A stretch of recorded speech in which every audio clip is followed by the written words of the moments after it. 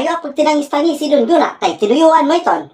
Sa hinuram ka sa, wala ak paggraduha kay napaidak saim. Di kanya na ay muna pagpipinakurian pagsukot. Kulang pa ito niya paggaring ka doon sa guna.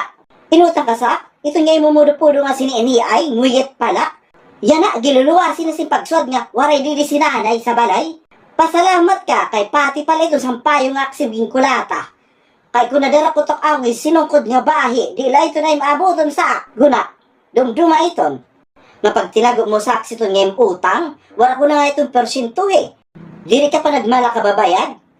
Dapat nga ito buwang iton kaya na, pero nakadusina nga chinilas na naabis ko pag inuli-uli nga di sa iyo balay. Bisan si Kapitan, tinarokan nala sa pagtinuhay sa aksi ngayong utang.